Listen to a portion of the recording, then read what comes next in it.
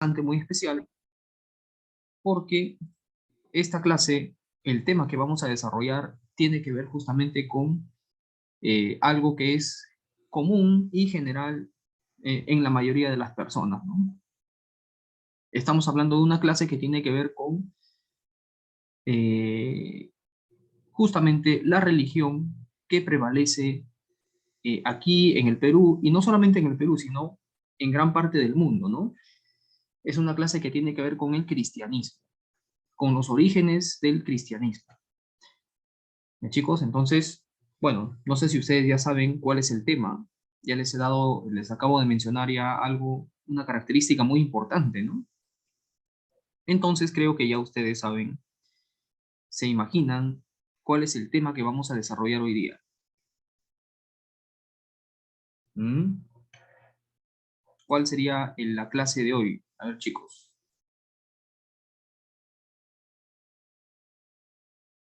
¿Ah? ¿Nadie se le ocurre nada? Bueno, acá me dicen la escolástica. No, hay una etapa anterior a la escolástica. Miren, en general, hoy día vamos a tocar el tema de filosofía medieval, ¿no? Y vamos a tocar justamente la etapa de formación, ¿no? De surgimiento y formación de la filosofía medieval, que como lo dicen aquí en el chat, ¿no es cierto? Tiene que ver con la patrística. Eso lo vamos a explicar luego, ¿ya? Bueno, chicos, entonces, ya que todos estamos al tanto de cuál es el tema que vamos a trabajar, ahora sí voy a compartir mi pantalla, ¿ya? Para que todos puedan visualizar, ¿no? Bueno, entonces, no sé si ya todos estamos listos para poder iniciar esta clase, ¿sí? Yo creo que sí, ¿no? Entonces, bueno, voy a compartir aquí mi pantalla. Ya está, a ver, vamos a ver. A ver, ¿se puede visualizar la pantalla? Me parece que sí, ¿no?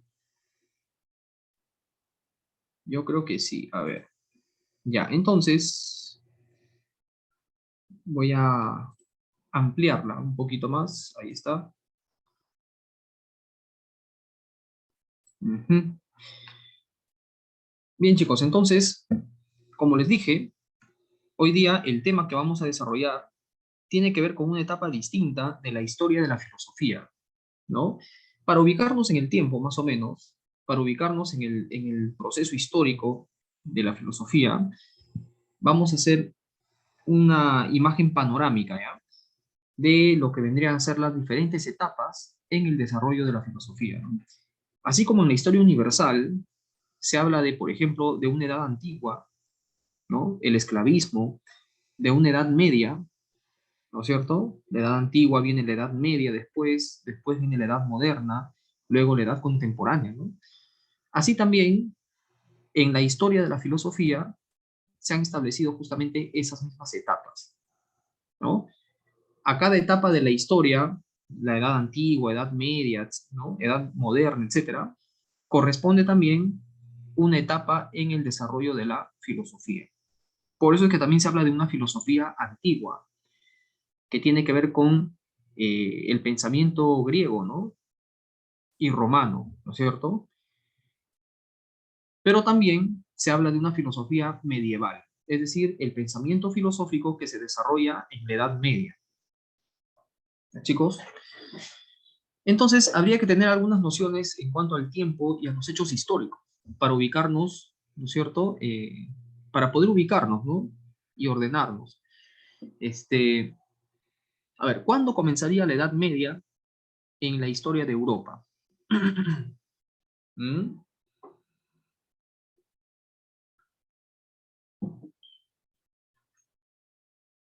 ¿Cuándo estaría comenzando? ¿Cuándo finaliza la Edad Antigua y estaría comenzando la Edad Media? ¿Y hasta cuándo dura la Edad Media? A ver, nadie. Chicos, esto es historia. Ahorita estamos hablando de historia. O sea, ustedes por su curso de historia deberían saber estas cosas, ¿no?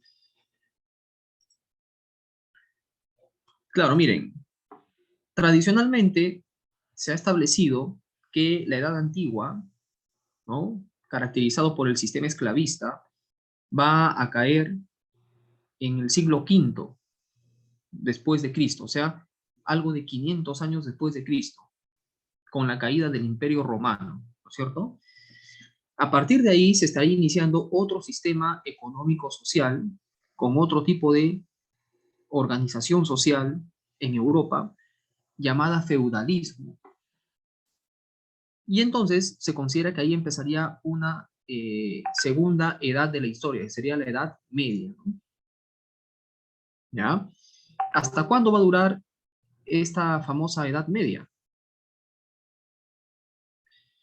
Todos sabemos que va a durar hasta el año 1453, o sea, el siglo XV, ¿no? Con la caída de la capital del Imperio Bizantino, ¿no? La caída de Constantinopla. Bueno, tradicionalmente se aceptan estas fechas para periodizar la historia. Entonces, cuando hablamos de la Edad Media en Europa, estamos hablando de un periodo de 1000 años, desde el siglo V después de Cristo hasta el siglo XV, ¿no? En todo ese proceso, el pensamiento filosófico va a cambiar, ¿no? Por eso es que se habla de una filosofía medieval. ¿Y cuál va a ser la característica de la filosofía medieval? A ver, ¿quién me dice eso? ¿Cuál es la característica del pensamiento filosófico medieval? ¿Mm? Su característica es que se intenta, ¿qué cosa se intenta? Ajá, acá me dicen, por ejemplo, el cristianismo, claro, muy bien. Se intenta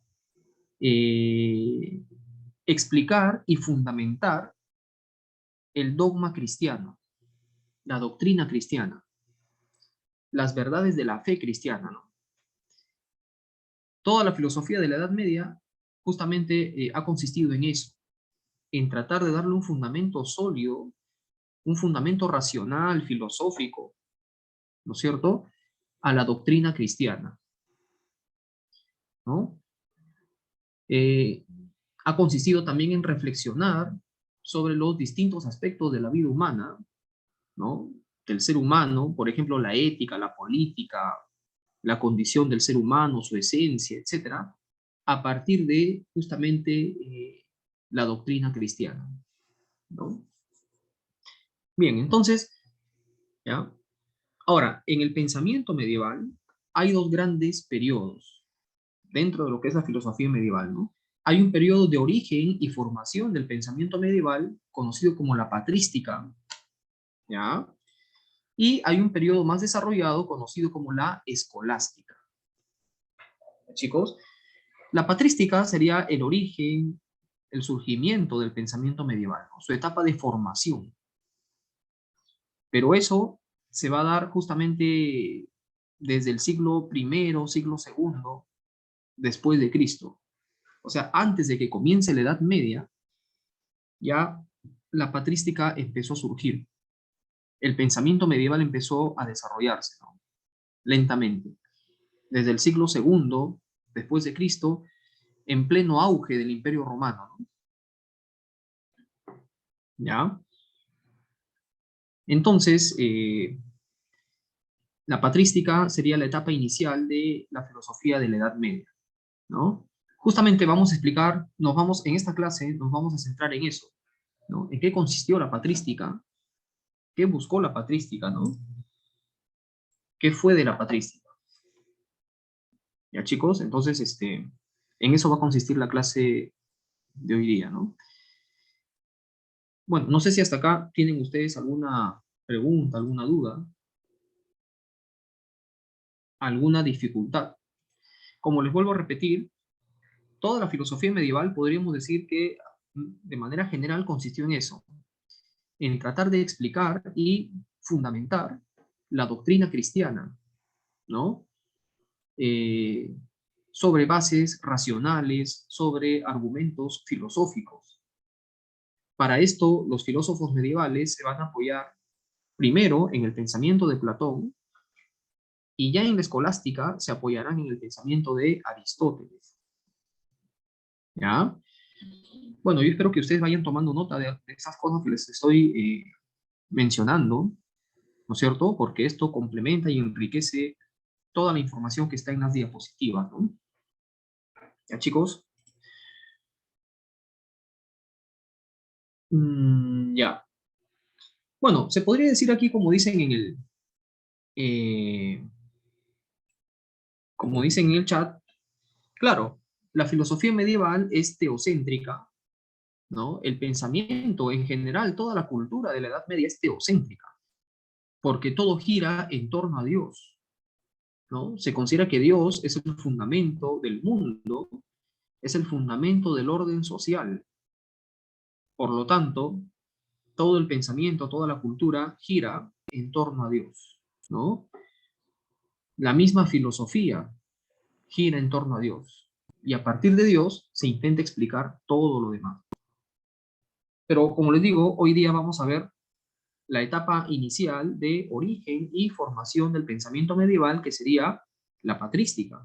Y la patrística surge un poco antes de que comience la Edad Media. Surge cuando todavía el Imperio Romano está en su pleno apogeo. Estamos hablando del siglo segundo, siglo tercero después de Cristo, ¿no? La patrística tiene que ver con el movimiento de los primeros cristianos, ¿ya? Son los primeros cristianos que salen por el mundo, predican, se organizan entre ellos, ¿no? Designan a sus propias autoridades y así entonces van a darle forma al pensamiento cristiano, a la doctrina cristiana, ¿no? Bueno, entonces, esto ha sido como una especie de introducción, chicos, para que ustedes se ubiquen en el tiempo, ¿ya?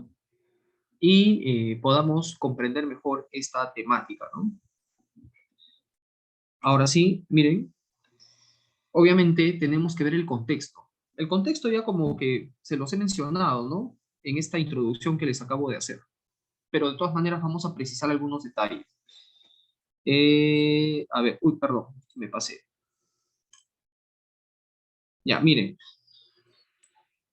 el contexto en el que se desarrolla la filosofía medieval tiene que ver justamente, como les dije, con el fin de la Edad Antigua y el comienzo y desarrollo de la Edad Media. La Edad Media, como ustedes bien lo saben, comienza el siglo V después de Cristo, con la caída del Imperio Romano, y se prolonga hasta el siglo XV, 1453, ¿no? Cae Constantinopla. En ese mismo siglo se descubre América, ¿no es cierto? Se dan los viajes de exploración, surgen algunos inventos como eh, la imprenta, ¿no es cierto?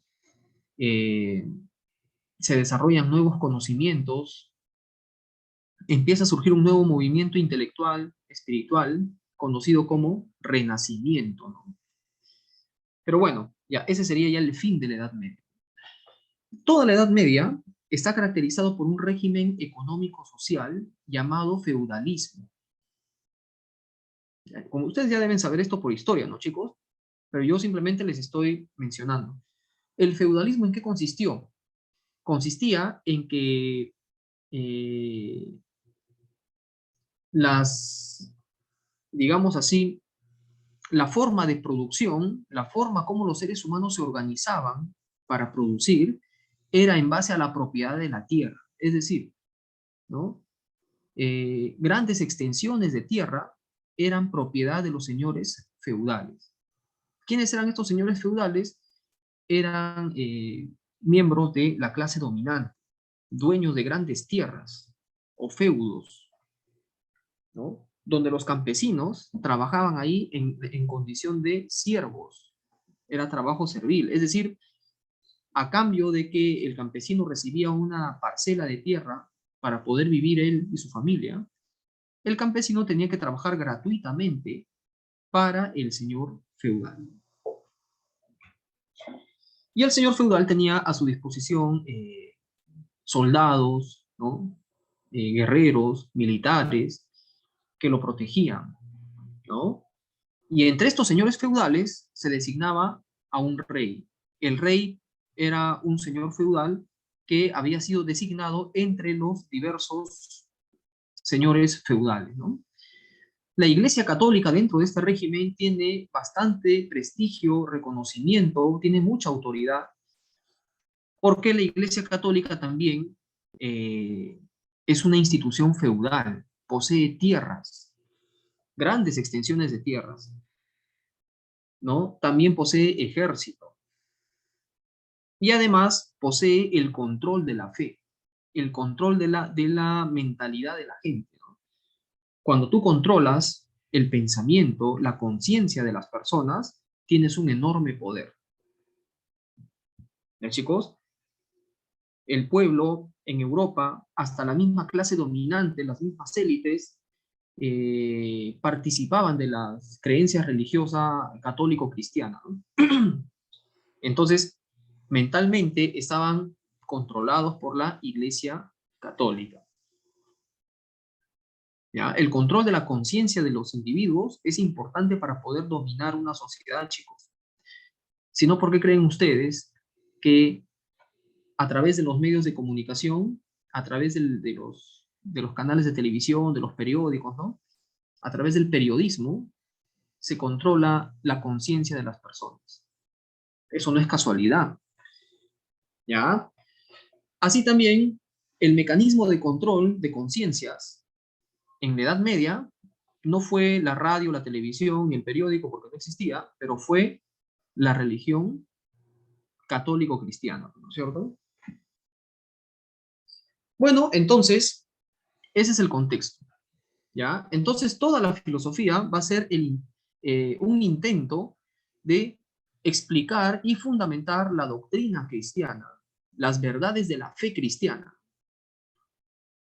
sobre argumentos filosóficos, argumentos racionales, ¿ya?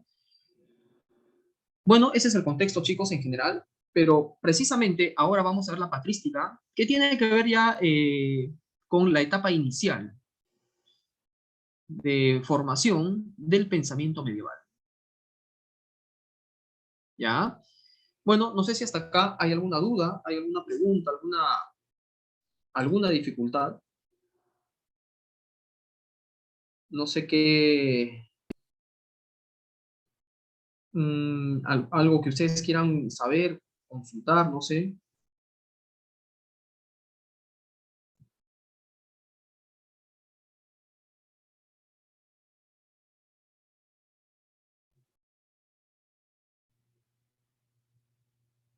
Mm, ¿Todo bien hasta acá, chicos? Ya, entonces vamos a pasar ya precisamente a nuestro tema central, la patrística. Como les dije, la patrística representa la primera etapa del pensamiento medieval, de la filosofía medieval. Es la etapa de surgimiento y formación del pensamiento medieval, ¿no? Que se va a dar entre el siglo segundo después de Cristo hasta el siglo séptimo. O sea, entre el año del año 100 hasta el año 600, ¿ya? Es decir, la patrística pertenece a la etapa final del Imperio Romano, a la etapa de auge y caída del Imperio Romano. En ese contexto se da, ¿ya, chicos? La patrística, profesor, ¿y por qué se llama patrística? ¿Por qué ese nombre? ¿Ustedes por qué creen? A ver, chicos, ¿qué les sugiere a ustedes el nombre patrística? ¿Mm?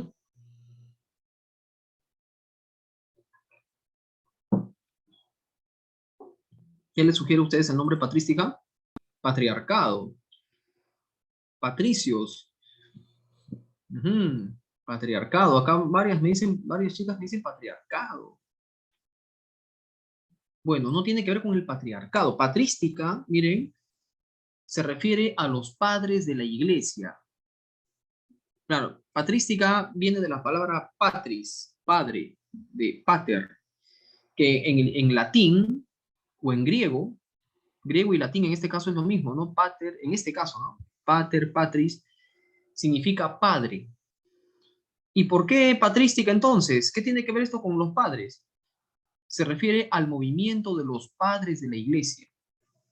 ¿A quiénes se les llamaba a quiénes se les llama padres de la iglesia? Se les llama padres de la iglesia a los primeros cristianos que dieron origen, ¿ya? Que conformaron el movimiento religioso cristiano, ¿no? El movimiento cristiano. Los primeros cristianos que fundaron la iglesia cristiana, ¿ya?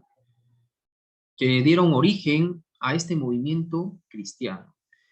Son los primeros cristianos, chicos. A eso se les llama padres de la iglesia. O sea, son los fundadores del cristianismo, ¿no? Sin estos padres de la iglesia, el cristianismo no hubiera existido, no se hubiera difundido en el mundo antiguo y hubiera llegado hasta nosotros. Gracias a la labor, al sacrificio, porque eso sí, estos personajes eran personas convencidas de su fe, ¿no? Y pasaron penurias, soportaron penurias, ¿no? En nombre de su fe, ¿no? Entonces, gracias a estos señores, la Iglesia Católica se constituyó. Bueno, la Iglesia al inicio no era católica, ni evangélica, ni ortodoxa, no había esa separación, era la Iglesia cristiana. La Iglesia cristiana se consolidó como una institución, con sus propias autoridades, ¿no? No solamente eso, sino que estos señores difunden, predican el mensaje en diferentes partes del Imperio Romano. De tal manera que cada vez se van a sumar más personas, van a ganar más adeptos. Y la religión cristiana lentamente se va a hacer una religión masiva, ¿no? Dentro del Imperio Romano. Ustedes saben por la historia que justamente Roma empieza a ver con preocupación este proceso, ¿no? Ya en el siglo I después de Cristo ya el cristianismo tenía muchos adeptos, ¿no? Y entonces Roma se preocupa, ¿no? Bueno, eh, no solamente esto, sino que aparte de predicar el mensaje de Cristo en diversas partes del Imperio Romano, los padres de la iglesia, los primeros cristianos, lo que hacen es elaborar la doctrina cristiana. Ellos establecen cuál es el mensaje, la doctrina cristiana, las verdades de la fe cristiana. ¿Ya? Eso es muy importante, porque si una religión no tiene doctrina, no tiene verdades de fe, entonces, ¿religión de qué cosa es? ¿No es cierto? Entonces, bueno, la religión cristiana, bueno, estos padres de la iglesia, estos primeros cristianos, establecen de manera definitiva las verdades de la fe cristiana, o sea, la doctrina esencial del cristianismo. A ver, chicos, ¿cuáles son las verdades de fe que todo cristiano debe aceptar o debe creer, ¿no? Para que sea considerado como cristiano? Porque yo me imagino que ustedes son cristianos, ¿no? ¿Ah? A ver, chicos.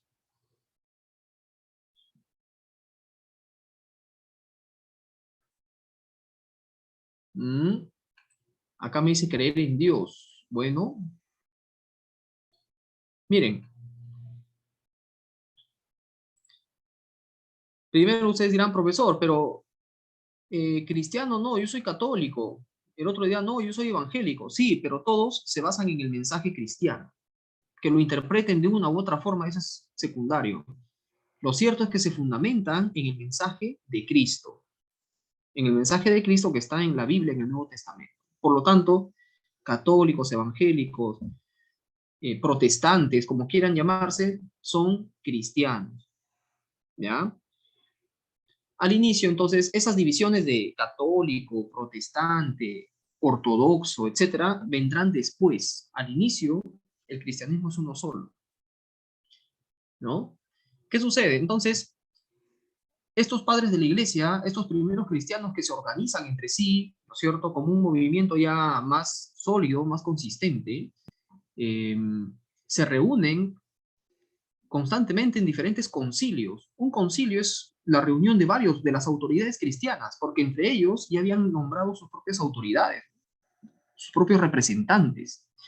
Entonces, los concilios son la reunión de estos representantes del cristianismo. Se reúnen para discutir acerca de las principales verdades de la fe que se deben asumir. ¿Cuáles son esas principales verdades de fe en las que todo cristiano, sea católico, evangélico, protestante, debe creer? A ver, chicos,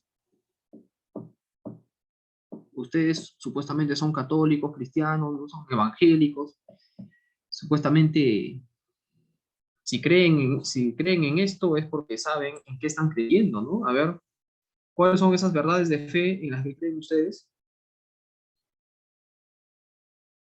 Nadie me dice nada. Guardan silencio. ¿Por qué será? ¿Mm? Acá me están escribiendo. A ver, a ver. ¿Que Dios es el principio de todo? Bueno, sí. Que Dios existe, sí, ya. ¿Pero qué más? Pero miren, inclusive los árabes, los musulmanes y en otras religiones también creen en Dios. O sea, eso no es una cosa, no es una verdad de fe que sea específica del cristianismo. ¿Cuáles son las verdades de fe específicas de la religión cristiana? Por ejemplo, la Trinidad. Dios es Padre, Hijo y Espíritu Santo al mismo tiempo.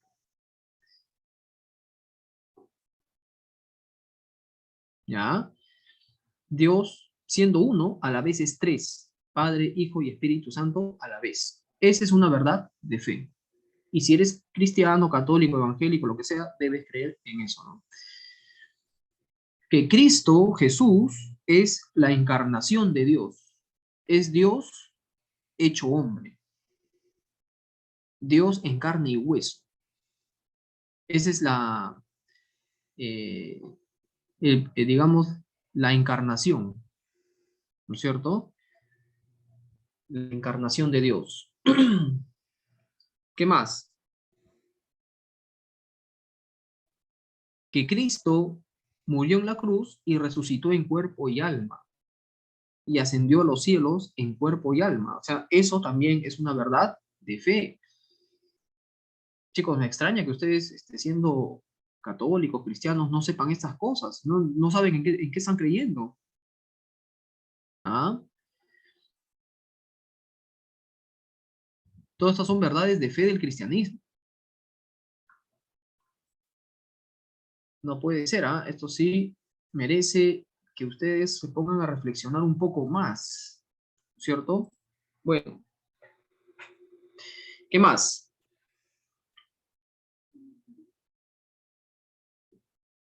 ¿Qué otras verdades?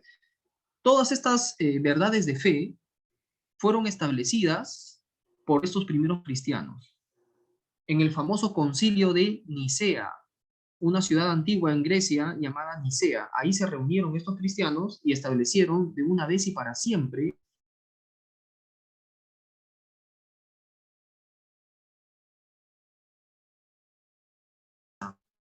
que se llama el credo. No sé si ustedes conocen el credo, ¿no?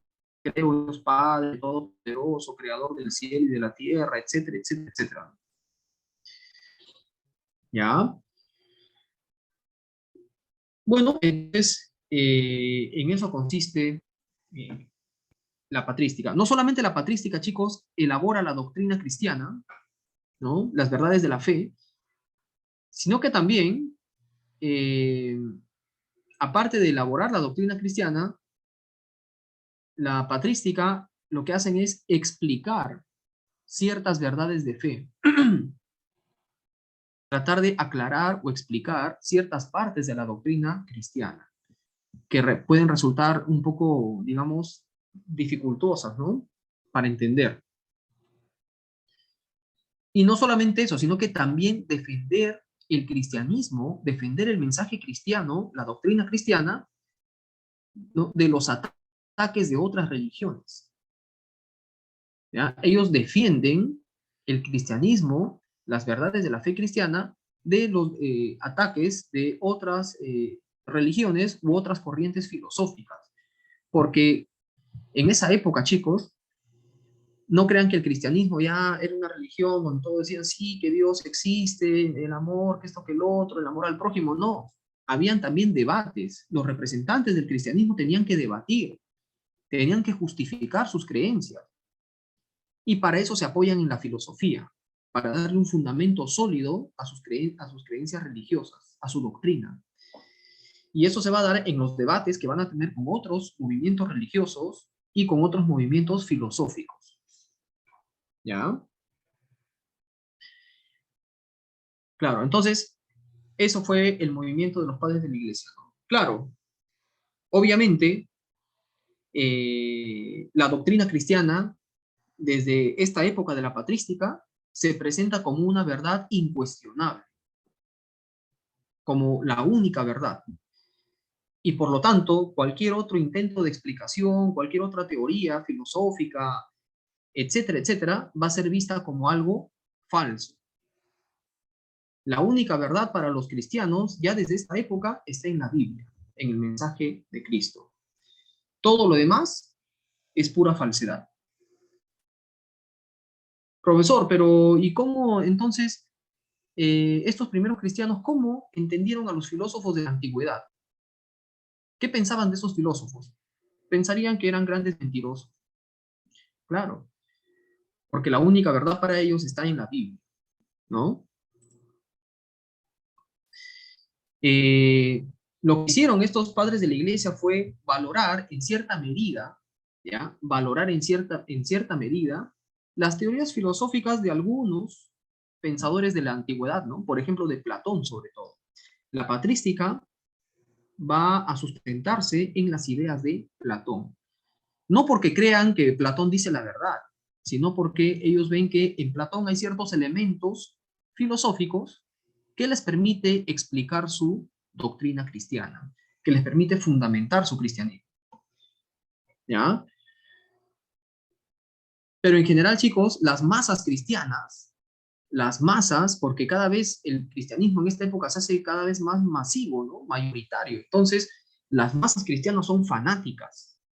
Para ellos, la única verdad está en Cristo y la Biblia.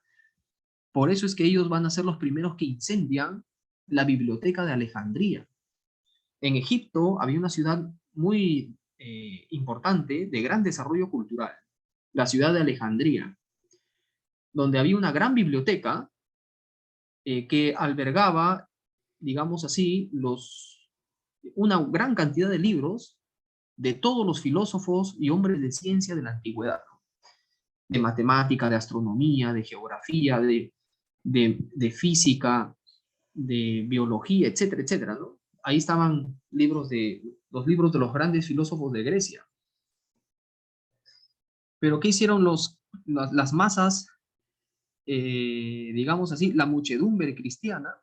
Lo que hicieron es que, bueno, la única verdad está en la Biblia, ¿no?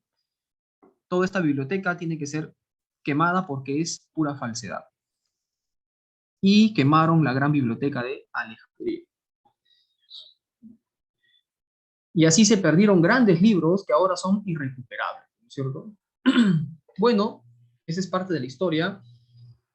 Ya saben entonces en qué consistió la patrística, cuál fue la tarea que hicieron estos padres de la iglesia, ¿no? Espero que hayan apuntado lo que les he mencionado, chicos. Bueno, entre los padres de la iglesia, el más destacado fue el señor Agustín de Hipona, más conocido también como San Agustín, ¿no es cierto? Fue el que eh, explicó y justificó de una manera más adecuada la doctrina cristiana, basándose en la filosofía de Platón, en la filosofía platónica, ¿no? Entonces vamos a ver ahora este gran exponente de la patrística llamado San Agustín o Agustín de Hipona. Bueno, no sé si antes, hasta acá, tienen ustedes alguna pregunta, alguna duda, algún comentario, chicos. ¿Mm? Me imagino que todos ustedes son creyentes. ¿Tienen alguna religión? La mayoría de peruanos, latinoamericanos en general, ¿no? Son cristianos católicos, ¿no? ¿Mm? ¿Creen en Dios ustedes? ¿Creen, son cristianos, son católicos? ¿Mm? Por ejemplo, acá me dice que es cristiana evangélica. Otro me dice que sí, sí, son creyentes, son católicos. Muy bien, ya, ya. Bueno, sean, como les dije, sean ustedes evangélicos, sean ustedes cristianos, como ahora se llama, ¿no? Hay una iglesia cristiana, o sean ustedes católicos, igual, en el fondo todos ustedes son cristianos. ¿Por qué? Porque estas distintas divisiones, ¿ya? En evangélico, católico, protestante, ortodoxo, lo que quieran, se basan en el mensaje cristiano. Son diferentes formas de interpretar el cristianismo. Todos ustedes son cristianos, ¿no es cierto? Entonces, a ver, lo que estamos viendo aquí es el origen de este mensaje cristiano, ¿ya? No crean ustedes que Cristo dio su mensaje y con eso ya quedó todo terminado y qué bonito, ¿no? Todos a creer en Dios, ¿no? No, chicos, esto fue un trabajo bastante duro de los primeros cristianos, de los padres de la iglesia. Ellos son los que inclusive en el siglo tercero después de Cristo establecen de manera definitiva cuáles son los evangelios que quedarían en el Nuevo Testamento. Los 4 evangelios que ustedes ven ahora fue establecido en el siglo tercero o siglo cuarto después de Cristo, ¿ya? Por los padres de la iglesia. ¿Y por qué solo 4 evangelios? Porque los demás evangelios que había fueron tachados como evangelios falsos, ¿ya? Fueron considerados como evangelios no auténticos. Entonces, según el criterio de estos padres de la iglesia, solamente 4 evangelios eran auténticos, ¿no es cierto? Y expresaban de una manera clara y coherente la vida de Cristo, la vida y el mensaje de Cristo, ¿no? El evangelio de Lucas, Juan, Marcos y Mateo, ¿no es cierto? Claro. Entonces, hoy en día, por ejemplo, la ciencia arqueológica está descubriendo estos evangelios que fueron rechazados. Los están desenterrando de las arenas del desierto en Egipto y en otras partes. Por ejemplo, se habla del evangelio de María Magdalena, que ya fue reconstruido, o el evangelio de Judas, ¿m? Donde hay versiones distintas de Jesús y su mensaje, ¿no? Pero bueno, ese es otro tema, ¿no? Bueno, San Agustín era llamado Agustín de Hipona porque fue nombrado obispo de Hipona. Vivió entre el siglo IV y el siglo V, casi en la época en que ya cae el Imperio Romano, ¿no? Se basó en la filosofía de Platón, ¿ya? Para poder darle un fundamento sólido, un fundamento racional, una explicación racional a la doctrina cristiana. Entre sus principales obras estaría, por ejemplo, Confesiones, La ciudad de Dios, y también habla de la verdadera religión, ¿no? San Agustín, chicos, en su intento de darle un fundamento sólido, una justificación racional a la doctrina cristiana, va a abordar diferentes problemas fundamentales, ¿ya? Un problema fundamental es este, por ejemplo, la relación entre la fe y la razón, ¿no? ¿Qué relación podríamos establecer entre fe y razón? Primero hay que aclarar lo siguiente, ¿qué se entiende por fe y qué se entiende por razón? Porque si no aclaramos eso, no vamos a comprender, ¿no? La fe es la creencia en una verdad sin necesidad de pruebas, sin necesidad de ninguna evidencia. Eso es fe. Yo tengo fe que, ¿no es cierto? A ver, cuando tú dices yo tengo fe que el mundo va a mejorar, por ejemplo, ¿no? Al decir yo tengo fe que el mundo va a mejorar, es que tú estás diciendo ahí que tú crees en esa verdad, no tienes ninguna prueba de que el mundo va a mejorar, no tienes ninguna evidencia, sin embargo tú crees en eso. Ya, eso es la fe. Creer en una verdad, creer en una idea, sin necesidad de pruebas, sin ninguna evidencia de por medio, ¿no? Sin ninguna explicación de por medio. Por ejemplo, creer en Dios. La creencia en Dios es una creencia basada en la fe. ¿Por qué? Porque no hay ninguna prueba, ninguna evidencia, ¿no es cierto? Entonces se cree en Dios por fe, ¿no? Y así, entonces, con otras verdades. Por ejemplo, la idea de que Dios creó el mundo a partir de la nada. Esto que está en el Génesis de la Biblia, ¿no? Dios ha creado el mundo a partir de la nada. Es decir, antes de Dios, antes de la creación no había nada, solamente Dios. ¿Y de dónde Dios hizo aparecer la materia? Y luego se ordenó en formas de sistemas planetarios, galaxias, estrellas, etcétera. Ya, Dios hizo aparecer la materia a partir de la nada. Ahora, ¿qué prueba hay de eso? No hay ninguna prueba. Entonces, ¿por qué creemos en eso? Es por fe. La idea de que Dios es Padre, Hijo y Espíritu Santo. ¿Qué prueba hay de eso? Ninguna. Esa es una verdad de fe. ¿Se dan cuenta? En cambio, la razón, a diferencia de la fe, la razón es aceptar una verdad, pero basándose en evidencias, basándose en pruebas, basándose en indicios, basándose en argumentos racionales, en explicaciones. Esa es la diferencia, chicos. Entonces aquí se genera una especie de controversia, ¿no? La fe y la razón son distintas, porque la fe es aceptar una verdad sin necesidad de pruebas. La razón, en cambio, se basa en pruebas, en explicaciones, en argumentos. Entonces, ¿cómo armonizar la fe y la razón? ¿La razón será importante para la fe o no será importante para la fe? ¿Qué relación hay entre fe y razón? Ya, ese es el problema que San Agustín quiere darle solución. ¿Ya, chicos? Por ejemplo, acá su compañera me está citando una parte de la Biblia. Dice, dichosos los que creen sin haber visto. Claro, eso es la fe. ¿Ya ven? Claro, esa es la fe, ¿no? Creer sin ver. Es decir, creer por fe. ¿Ya? Pero entonces la pregunta es, ¿y qué relación, si la religión se basa en la fe, el cristianismo se basa en la fe, ¿no? Verdades de fe, es decir, verdades que aceptamos sin necesidad de pruebas. Por ejemplo, que Dios existe, que Dios es el creador del universo, que Dios mandó a su único hijo para salvar al mundo, ¿no? Que Cristo resucitó en cuerpo y alma, todas esas son verdades de fe. Entonces, ¿qué papel juega la razón para eso? ¿Para qué servirá la razón?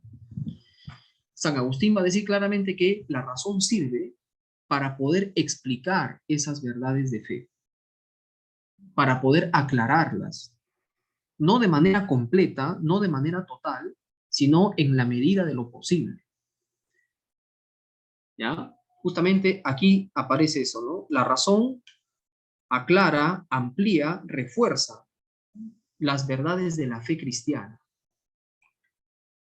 Si Dios nos ha dado razón, decía San Agustín, si Dios nos ha dado inteligencia, razón, es para poder aclarar o explicar esas verdades de la fe, hasta donde se pueda, ¿ya? Porque hay verdades de fe que obviamente no se van a poder explicar de ninguna forma, ¿no? Esos son los misterios de la fe.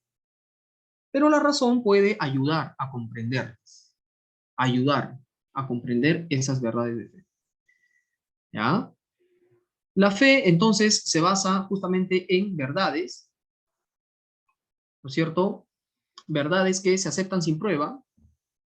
Y además, la fe sirve también, en cierta medida, para la razón, ¿no? La fe ayuda a que la razón pueda explicar algo, ¿no? Pueda desarrollarse. Mm, claro. Entonces, para San Agustín, la razón fortalece a la fe, ¿ya? La razón enriquece, explica, amplía, aclara a la fe. Y la fe ayuda a que la razón pueda, digamos así, comprender, pueda explicar, ¿no? Quiere decir que se complementan ambas. Justamente hay una frase, y esto tomen nota, hay una frase que San Agustín empleaba para resumir todo esto. Decía, creer para entender y entender para creer. Creer para entender y entender para creer. ¿Qué significa esto? Para que tú puedas comprender, para que tu razón pueda comprender las verdades fundamentales de la doctrina cristiana, lo primero que debes hacer es creer, aceptar esas verdades por fe. Y una vez que has aceptado esas verdades, tu razón podrá explicar, podrá aclarar todo eso. ¿Ya? Entonces, en eso consiste la relación entre fe y razón, según lo que nos dice San Agustín, ¿no?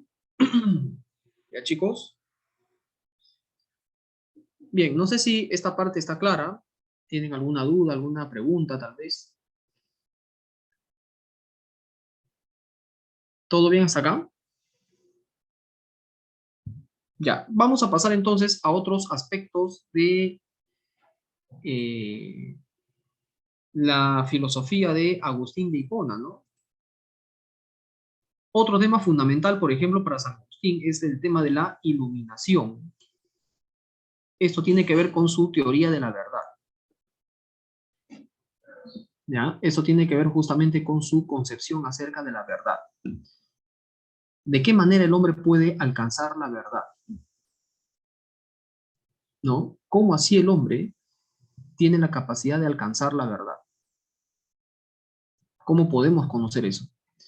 Primero, San Agustín lo que hace es explicar en qué consiste la verdad. ¿Qué es la verdad? ¿No? Eso es lo fundamental acá que debemos entender, ¿no? Para luego explicar este proceso. Miren, San Agustín dice, la verdad es algo que debe ser eterno e inmutable.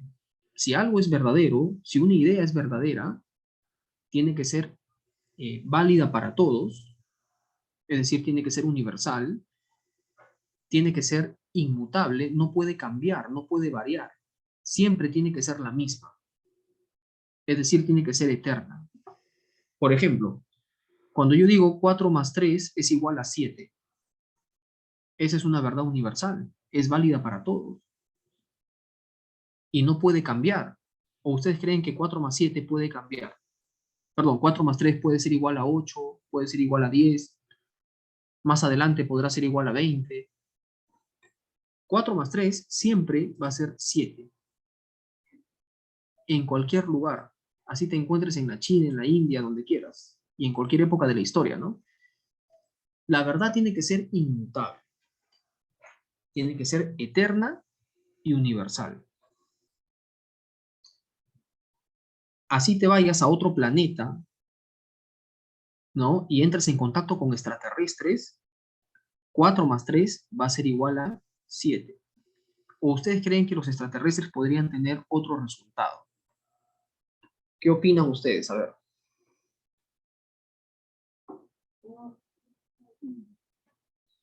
¿Están en duda? ¿Mm? No puede cambiar, claro. Porque 4, ¿qué significa 4? 4 significa 4 unidades de algo, ¿no? Por ejemplo, 4 piedritas. ¿Qué significa 3? 3 unidades de algo. Por ejemplo, 3 piedritas. Juntas 4 piedritas con otras 3 piedritas, ¿no es cierto? Y el resultado va a ser 7 piedritas. Donde quiera que vayas. Así te vayas a otra dimensión, ¿no? Entonces, hay verdades que son universales, que son inmutables, no van a cambiar, son eternas, y San Agustín, ¿no es cierto?, dice que esas verdades eternas ya las tenemos en el alma, ¿no es cierto? Las verdades universales y eternas están en el alma del ser humano, ¿ya? Están dentro de nosotros, ¿no? Y entre esas verdades universales, entre esas verdades inmutables y eternas, ¿no? La principal de todas ellas sería Dios. Dios es la principal verdad universal, inmutable y eterna. Por lo tanto, Dios está en el alma del ser humano también. Por ejemplo, en todas las culturas, los hombres creen en algún Dios, ¿no es cierto? La humanidad siempre ha creído en algún Dios. Entonces, quiere decir que esa idea de Dios es una idea que está en el alma de cualquier ser humano. Entonces, ¿cómo es posible que el hombre pueda conocer aquellas verdades eternas, inmutables, que ya están en su alma? ¿De qué manera?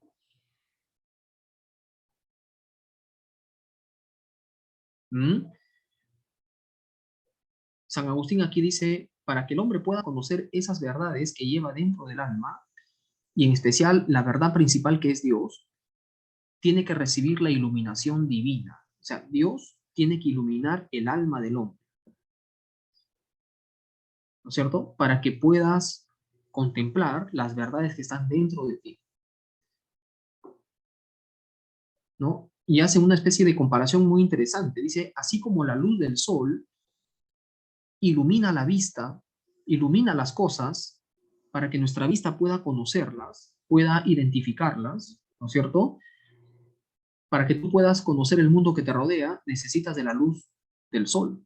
Si no hay luz, no puedes ver nada. Lo mismo en el alma. Para que tu alma pueda conocer las verdades que está dentro de ti, tienes que recibir la luz de Dios, la iluminación divina. Entonces, la verdad, chicos, esto apunten, la verdad se conoce por iluminación de Dios. Pero no cualquier verdad, sino la verdad eterna, la verdad universal. Se conoce mediante la iluminación de Dios. ¿Ya? Entonces, en eso consiste su teoría del conocimiento, ¿no? De San Agustín. La teoría del conocimiento de San Agustín. La verdad se conoce por iluminación divina.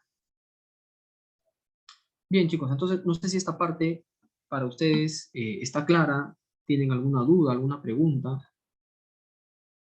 alguna dificultad. ¿Mm? ¿Todo bien hasta acá? Ya, muy bien. Entonces, vamos a seguir avanzando. Acá viene otro aspecto fundamental que tiene que ver ya con el ser humano. ¿Cómo entiende San Agustín, a partir del mensaje bíblico, a partir de la doctrina cristiana, ¿no? La naturaleza del ser humano y todo lo relacionado con el hombre? Por ejemplo, la cuestión moral, el bien y el mal, ¿no es cierto? El sentido de la existencia, ¿ya? Y todo ello, ¿no? ¿Ya? Miren, para San Agustín, basándose en la filosofía platónica, San Agustín sostiene que el ser humano es un compuesto de alma y cuerpo. Hay una parte, bueno, hay una parte física en el hombre que es el cuerpo, pero no es la parte principal, sino la parte inferior. Y hay una parte que no es física, sino más bien es la parte espiritual del hombre, que es el alma. Y el alma para San Agustín representa la parte superior del ser humano. Es la misma teoría que Platón manejaba. Igual que Platón decía, ¿no? El hombre fundamentalmente es su alma. El cuerpo también es parte del ser humano, pero no es la parte principal, es la parte secundaria, ¿no? Además, es el alma la que manda al cuerpo y no el cuerpo al alma, ¿no es cierto? Todo lo que tú haces físicamente, si te mueves de un lado a otro, si te diriges hacia otra parte, ¿no es cierto? Es porque tu alma da esa orden, ¿no? Y el cuerpo obedece. Entonces, el cuerpo está subordinado al alma. ¿Ya, chicos? Eso es importante, ¿no? Sin embargo, aquí hay algo fundamental. Todos los seres humanos hemos sido creados por Dios, ¿no es cierto? Dice San Agustín, y tenemos alma. Pero Dios, al darnos alma, también nos ha dado, ¿qué cosa? Nos ha dado libre albedrío. ¿Qué significa esto? A ver, todos los seres humanos al tener alma tenemos libre albedrío. ¿Qué quiere decir el libre albedrío? ¿Mm? ¿A qué se refiere la idea de libre albedrío, chicos?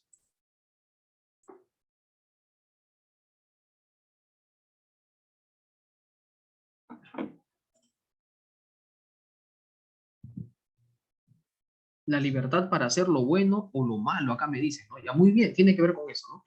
El libre albedrío es la facultad propia del ser humano, es la facultad que Dios le ha dado al hombre, ¿ya? Para que él mismo pueda elegir lo que quiere hacer, ¿no? El libre albedrío es la libre voluntad que el hombre dispone, ¿no? Que el hombre tiene y dispone para poder elegir su propio camino. ¿Ya, chicos? Ese es el libre albedrío, ¿no? La libertad de elegir, en otras palabras, ¿ya? Y eso es algo que está en el ser humano, ¿no? Profesor, ¿y los animales tienen libre albedrío? En realidad, hablando de los animales, se podría decir que ellos no tienen libre albedrío. ¿Por qué? Porque el animal está condicionado por sus instintos naturales. El animal no elige, el animal no reflexiona, no elige, no piensa. El animal actúa en función de estímulos biológicos, ¿ya? Solamente el hombre posee esta facultad principal, ¿no? Libre albedrío, ¿ya? Bueno, entonces, eso es, digamos, la naturaleza del ser humano. Esa es la condición con la que el hombre viene al mundo. Somos seres de cuerpo y alma, siendo el alma nuestra parte principal y donde radica el libre albedrío del ser humano. Pero San Agustín relaciona esto, este aspecto del libre albedrío que tenemos, lo relaciona con el bien y el mal, ¿no? Y para eso, para entrar en el tema del bien y el mal, ¿no? Hay que explicar qué entendía San Agustín por el bien y qué se entiende por el mal. Por ejemplo, a ver, chicos, para ustedes, ¿existe el bien y el mal o no existe? ¿Mm? ¿Qué me dicen al respecto? A ver.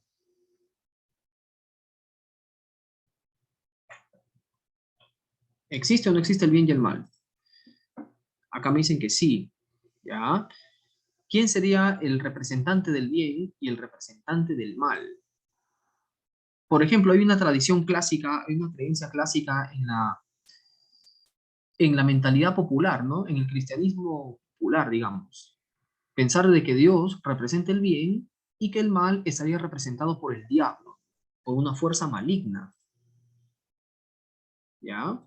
Existe el Dios, digamos Dios y el diablo, ¿no? El bien y el mal.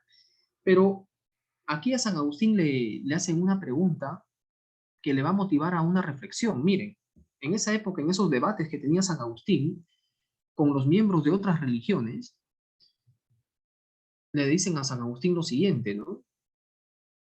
Si Dios es el creador de todas las cosas y Dios es bueno, entonces, ¿cómo surge el mal? ¿Cómo se explica la existencia del mal? Porque si Dios es un ser bueno, es el representante del bien, y Dios es el creador de todo lo existente, entonces, ¿cómo surgió el mal? El mal no puede venir de Dios,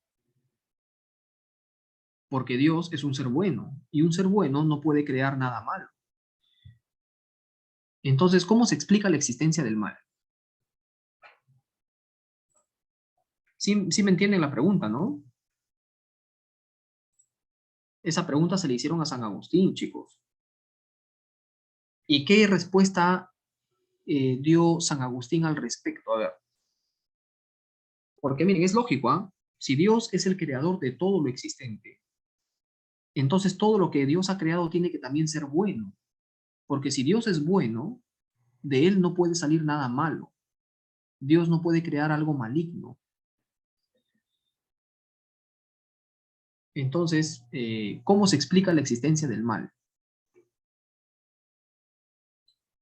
San Agustín, de manera ingeniosa, ¿qué va a decir? San Agustín va a decir que el mal se explica por ausencia del bien. El mal no existe, dice San Agustín, porque Dios no ha creado nada malo.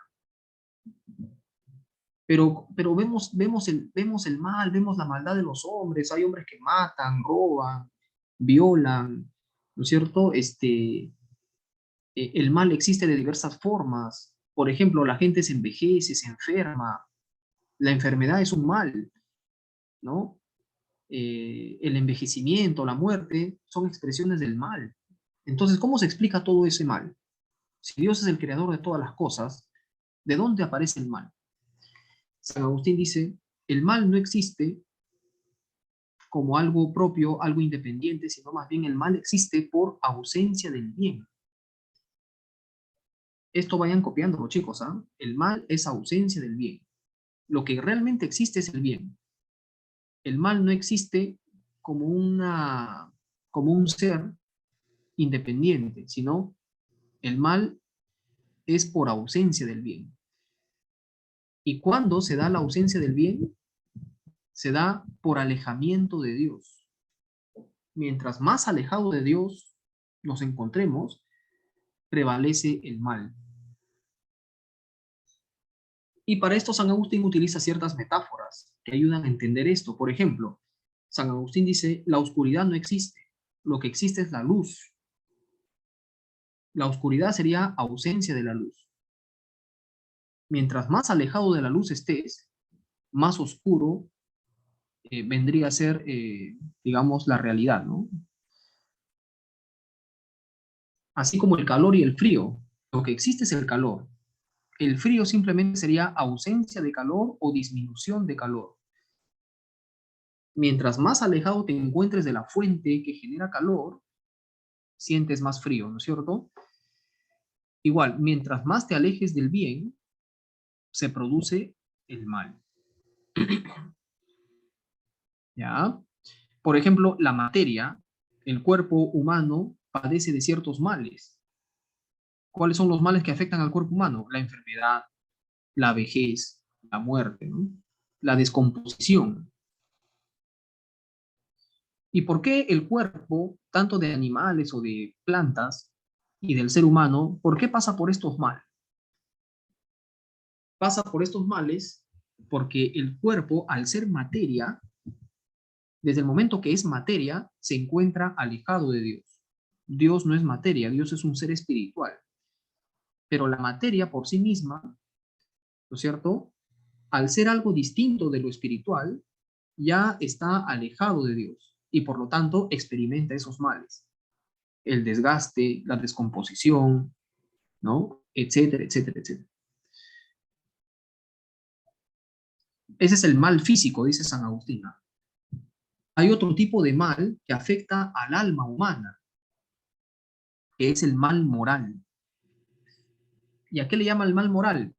Es cuando el hombre, ¿no? Basándose en su libre albedrío, se aleja de la voluntad de Dios, ¿no? El hombre, por su libre albedrío, se aleja de la voluntad de Dios. Profesor, ¿cómo es eso? A ver, ¿no? ¿En qué consiste alejarse de la voluntad de Dios por el libre albedrío? Bueno, acá San Agustín explica de la siguiente forma, ¿ya? Explicaría de la siguiente manera. Dios, al crear el mundo y al crearnos a nosotros, obviamente lo ha hecho siguiendo un plan, siguiendo ha creado cada cosa en el mundo, ¿no? Eh, para que cumpla una finalidad, para que cumpla un fin. Entonces, lo que tiene que hacer el hombre es respetar ese plan que Dios tiene para el mundo y para el ser humano. Pero muchas veces el hombre, como tiene libre albedrío, ¿no es cierto? Ya no respeta, ya no obedece ese plan, esa voluntad que Dios tiene, sino que el hombre quiere hacer su propia voluntad, yendo en contra del plan divino, ¿no es cierto? Porque San Agustín razona de la siguiente forma, ¿no? Si Dios ha creado el mundo y nos ha puesto a nosotros en el mundo, es para algo. ¿O es que Dios ha creado las cosas así a lo que salga? Desde el momento que nosotros pensamos que Dios es un ser inteligente, que ha creado el mundo, lo ha hecho en base a un orden, a un plan que Él tenía. Y si Dios nos ha puesto en medio del mundo, es para algo. Quiere decir que Dios ha hecho el mundo en base a un plan, en base a un fin. Entonces, la voluntad de Dios está en respetar ese, no, perdón, la voluntad de Dios consiste en eso, ¿no? En ese plan que Dios ha tenido al momento de la creación. El hombre lo que tiene que hacer es respetar ese plan. Pero como el hombre tiene libre albedrío, ya no le interesa respetar el plan de Dios y más bien el hombre quiere hacer su propia voluntad. Ese acto de que el hombre quiera hacer su propia voluntad es un acto de soberbia. Por eso para el cristianismo la soberbia es el principal de todos los pecados, porque implica desconocer la voluntad de Dios, ¿no? Profesor, entonces, ¿qué es lo que debe hacer el hombre? Lo que tiene que hacer el hombre es más bien cumplir con la voluntad de Dios. Eso significa que no debes hacer tu voluntad, sino lo que tú tienes que hacer es someterte a la voluntad de Dios. Hacer en este mundo lo que Dios quiere, lo que Dios quiere para el hombre, ¿no es cierto? Entonces, el acto de someterse a la voluntad de Dios es un acto virtuoso, es una virtud cristiana llamada humildad.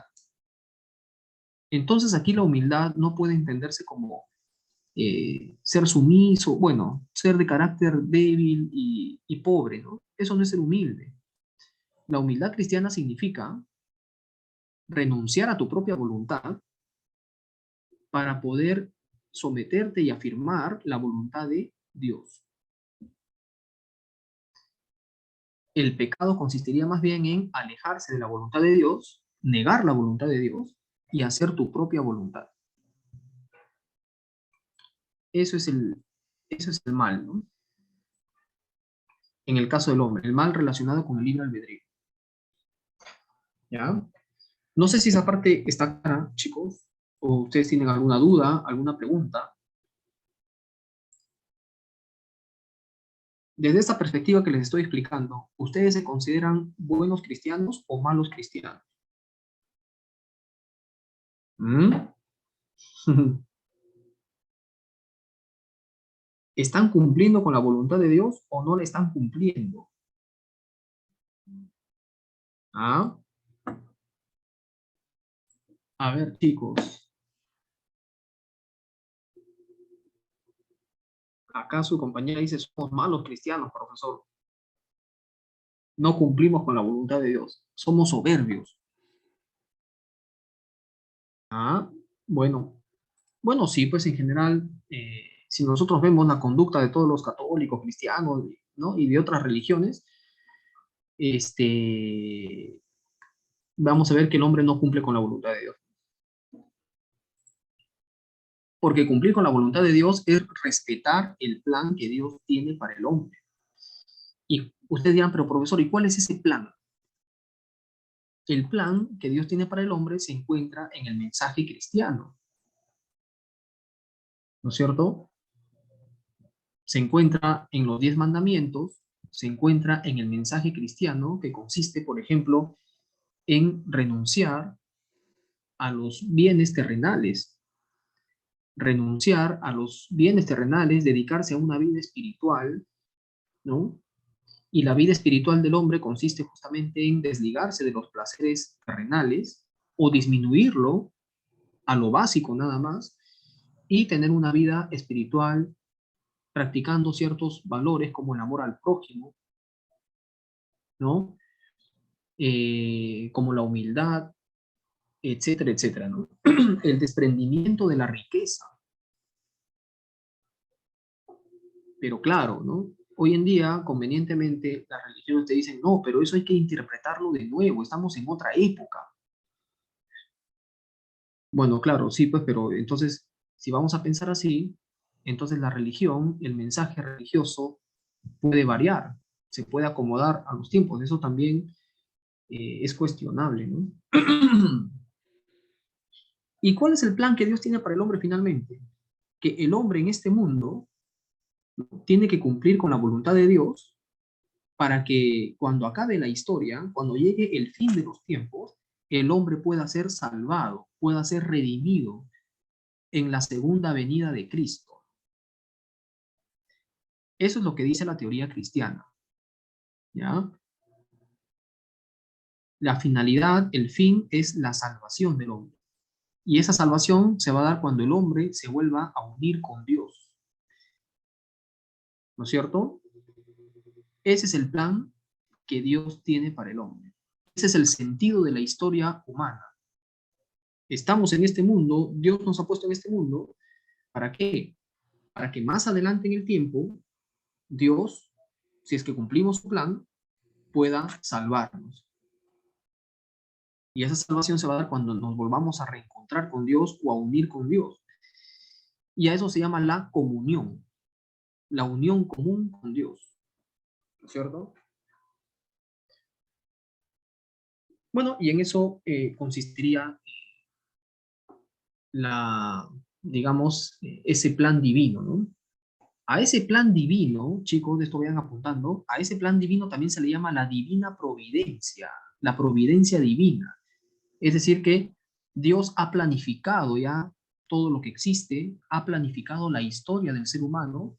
¿Por qué? Porque todo está hecho en base a un plan. ¿Ya? La historia tendrá un fin que Dios ya lo conoce. Ese fin será la salvación de la humanidad.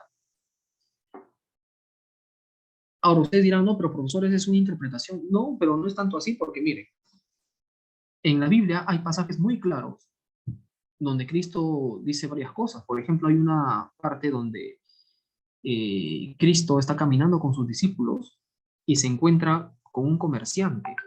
Y este comerciante le dice, ¿no? Señor, ¿qué debo hacer para entrar en el reino de los cielos? O sea, para alcanzar la salvación. Cristo le dice, bueno, cumple con los mandamientos, le dice. Y el comerciante le dice, bueno, yo ya cumplí todo eso desde que era niño. Y Cristo le dice, hay algo más que debes hacer, ¿no? Entrega tus riquezas a los pobres, carga tu cruz y sígueme. O sea, renuncia a los placeres y a los bienes terrenales y sigue mi camino, ¿no? Sigue mi mensaje, ¿no? Y luego todavía puntualiza a Jesús y dice, es más fácil que un camello entre por el ojo de una aguja a que un rico entre en el reino de los cielos. Con eso, ¿qué cosa quiere decir? ¿Mm? Y en otra ocasión, cuando cuando está frente a un templo y vienen los personajes adinerados a entregar ofrendas al templo, y después de eso viene una viuda pobre que solamente da una moneda de cobre, Cristo dice que esa viuda ha dado más que todos los que entregan grandes riquezas, joyas y oro al templo. A ver, ¿por qué? A ver, ustedes como buenos cristianos, ¿por qué esa viuda ha dado más? ¿Mm? Porque el rico, por más que entregue joyas, oro, ¿no? Siempre va a dar de lo que le sobra. Nunca va a representar un verdadero sacrificio, esa ayuda que brinda o esa donación que da, ¿cierto? En cambio, una persona pobre, un par de monedas de cobre es algo que esa persona necesita. Sin embargo, se desprende de eso que necesita para dárselo a otro, ¿no? Claro. Entonces, ese es el mensaje cristiano, ¿no? Pero bueno, es, digamos, lo que San Agustín trata de resaltar también, ¿ya? Bueno, chicos, y ya para terminar, pasamos a ver la última parte que tiene que ver con las dos ciudades. San Agustín explica que existen dos tipos de ciudades, la ciudad terrenal y la ciudad de Dios. ¿Cuál es la diferencia y la característica de cada una de ellas? En la ciudad terrenal predomina digamos, el amor a sí mismo. El hombre hace su voluntad. No le interesa cumplir con la voluntad de Dios, ¿no es cierto? Más bien rechazan la voluntad de Dios y el hombre hace su voluntad. Las leyes que se dictan en una ciudad terrenal son leyes hechas en base a la voluntad del hombre. En cambio, en la ciudad de Dios es todo lo contrario. Prevalece el amor a Dios. ¿Y cómo se expresa el amor a Dios? En el hecho de que los hombres, ¿no?, viven en función de la voluntad de Dios. O sea, en vez de hacer su propia voluntad, hacen la voluntad de Dios. Y los principios y las leyes que rigen la ciudad de Dios están hechos en función de la voluntad divina y no de la voluntad basada en el libre albedrío de los hombres, ¿no es cierto? Chicos, entonces, lo que aspira la iglesia con este mensaje es a que el mundo sea una ciudad de Dios, es decir, una ciudad organizada en base a los principios religiosos y morales del cristianismo, donde el hombre supuestamente debe someterse a la voluntad de Dios. Bueno, chicos, entonces ya con esto hemos terminado. Ahora sí, creo que estamos listos para irnos a las preguntas. Antes de eso, no sé si tienen ustedes alguna pregunta, alguna dificultad, alguna duda. ¿Mm? Ya, entonces aquí les comparto mi página de las preguntas, ¿no? Ya, ¿se puede visualizar la pantalla?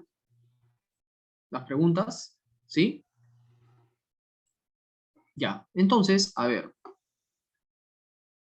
la primera pregunta. Analicemos la primera. Dice, respecto de la creación del mundo, según Agustín de Hipona, indique lo correcto. Dios creó el mundo de la nada, es decir, a partir de sí mismo. Claro, esto es correcto, es verdadero, ¿no? Antes de la creación no había nada, solamente Dios, ¿no es cierto? Las cosas están hechas según ideas que existen en la mente divina. Ya, esto también es verdadero, chicos. San Agustín dice que Dios, al crear cada cosa en este mundo, ya tenía la idea de cada una de estas cosas en su mente. Entonces hay modelos ideales en la mente de Dios. A partir de ellos, Dios ha hecho cada cosa, ¿no? La 3 dice, Dios, al igual que el mundo, habita en el tiempo. Ya, eso sería falso, porque Dios está fuera del tiempo, ¿no? Dios está en la eternidad. Solamente la primera y la segunda sería la de avión. Ya, 1, alternativa A. En la 2, bueno, la 2 es un pequeño texto sobre San Agustín. A ver qué dice.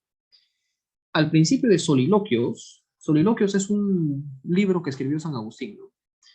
San Agustín define los objetivos de su tarea de investigación filosófica: conocer a Dios y conocer el alma.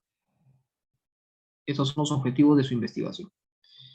Dicha investigación no requiere dos vías diferentes, como podría parecer a primera vista, sino que se resume en una, puesto que Dios está en la más profundidad, en la más profunda intimidad de nuestra alma. Buscar a Dios requiere recogerse en el alma, y recogerse en el alma supone encontrar a Dios. ¿Ya? Entonces, esto hay que resaltarlo, ¿no? O sea, conocemos a Dios al concentrarnos en nuestra alma. Así las cosas, la mirada hacia adentro, mediante la que se inicia la búsqueda de Dios y del alma, significa un confesarse. Dicha confesión no se agota en la mera descripción de un estado sentimental interior, sino que trata de aclarar los problemas más profundos que radican en el núcleo del alma, arrojando luz sobre la propia existencia. Este es el significado del célebre aforismo pronunciado por el obispo de Hipona, por San Agustín, ¿no? No salgas de ti mismo, vuelve a ti, en el interior del hombre habita la verdad. A partir de lo leído, se infiere que para Agustín de Hipona, a ver, ¿cuál sería la respuesta, chicos?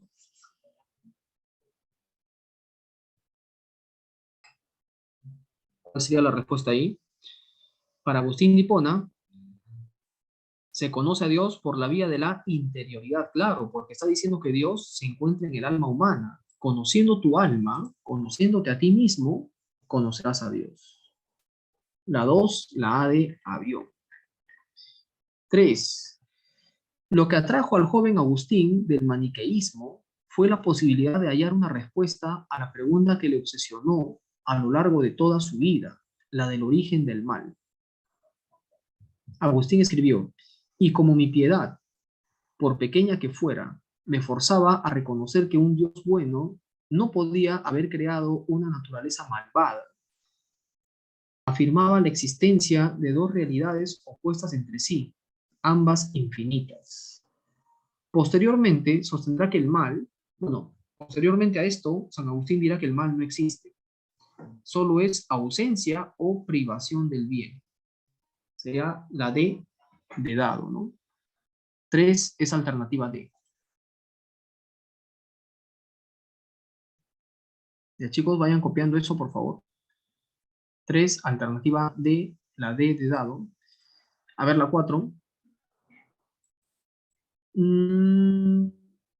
La 4, la patrística, se caracteriza por... ¿Cuál es la respuesta a las 4, chicos? Está facilísima. La C de casa, establecer el dogma cristiano.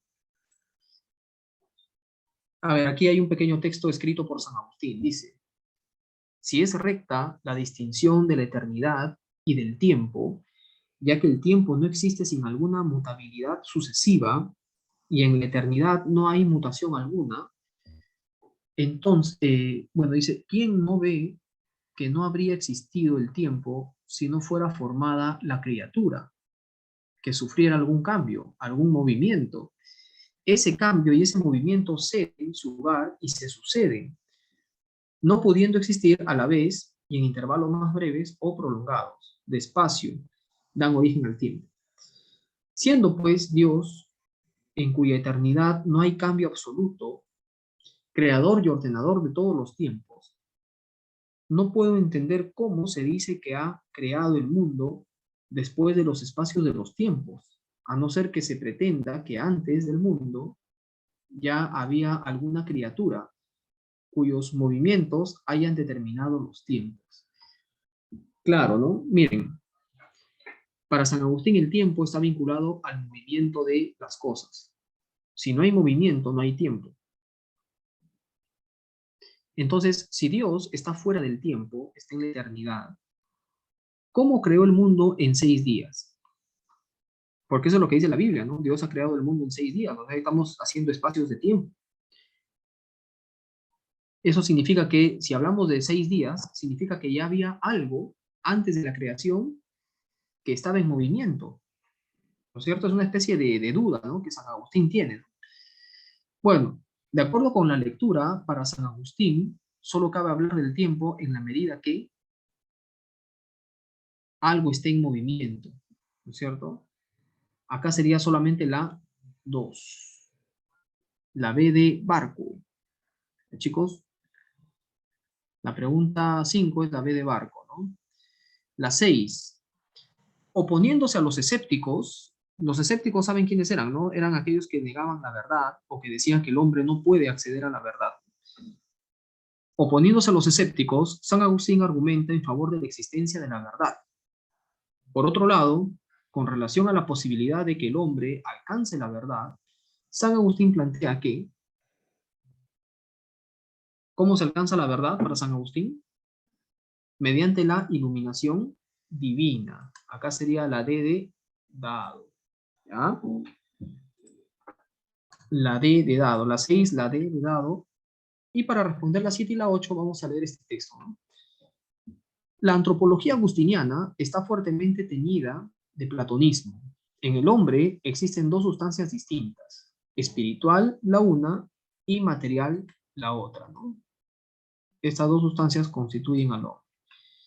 El hombre, propiamente hablando, no es su cuerpo, ni tampoco el conjunto de cuerpo y alma, sino el alma. El hombre es un animal racional que se sirve de un cuerpo mortal y terrestre, ¿no? En el alma, a su vez, San Agustín distingue dos aspectos, la razón inferior y la razón superior. Miren, esto es interesante, ¿no? En el alma tenemos una razón inferior y una razón superior. La razón inferior tiene como objeto la ciencia, es decir, el conocimiento de las realidades mutables y sensibles, el conocimiento de nuestro entorno físico, con el fin de que nos sea posible coadyuvar a nuestras necesidades. Ya, eso es la razón inferior, ¿no? Conocer el mundo físico, ¿no? El conocimiento de las cosas materiales que nos rodean. La razón superior tiene como objeto la sabiduría, el conocimiento de lo inteligible, o sea, aquello que no es físico, de las ideas, con el fin de que sea posible elevarse hasta Dios. Es en esta razón superior cercana a Dios donde tiene lugar la iluminación. O sea, cuando se dice que Dios ilumina el alma, lo que ilumina es la razón superior del alma, ¿no? La razón superior que se ocupa de los aspectos ideales, ¿no es cierto? Ya no de la parte del conocimiento físico, ¿no? 7. Entonces dice, de acuerdo con el pasaje citado, se infiere que la antropología agustiniana es eminentemente platónica porque mmm, acá sería la B de barco, ¿no? Considera que el cuerpo está subordinado al alma. 7, B de barco. 8. En el texto, la palabra iluminación tiene un contenido ligado a la sabiduría, pues, ¿no es cierto? 8, la B de barco. A ver, de la práctica 2, la primera, de acuerdo con Agustín de Hipona, hay que creer para entender, ¿no? La D de dado. En la 2 dice, la tesis fundamental que ilumina el misterio del hombre y revela su grandeza es su creación a imagen de Dios. Tesis que cabe calificar de síntesis del pensamiento agustiniano. Agustín explora la noción de imagen, muestra que es propia del hombre interior, es decir, de la mente y no del cuerpo, que ha sido impresa inmortalmente en la naturaleza inmortal de su alma, que consiste en la capacidad de elevarse hasta la posesión inmediata de Dios, que ha sido deformada por el pecado y que la gracia la restaura. El hombre, por tanto, es imagen de Dios en cuanto es capaz de Dios y puede participar de Dios. Y esta es la grandeza de su naturaleza, ser capaz de participar de la naturaleza suma, o sea, de la naturaleza divina. A ver, señale el enunciado compatible con el planteamiento de Agustín.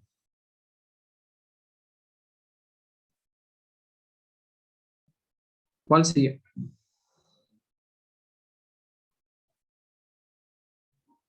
El hombre participa de Dios por medio del alma. Acá sería la D de dado, chicos. ¿Ya?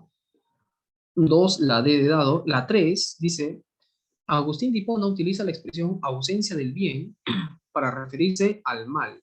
La 3, la C de casa.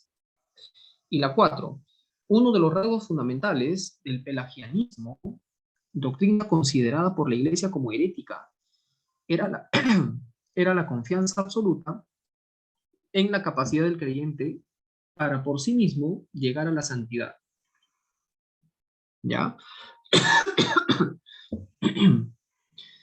Conforme a la doctrina de Agustín, esto es falso ya que el hombre, para su salvación, siempre necesita de la gracia de Dios. Ahí sería la B de bar. 4, alternativa B. Y la 5 y la 6 es para que ustedes con sus propias palabras puedan escribir la respuesta, chicos. ¿Ya?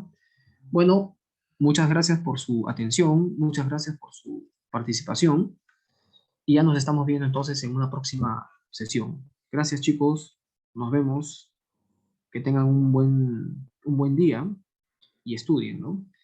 Chau, chau, nos vemos, chicos, hasta luego.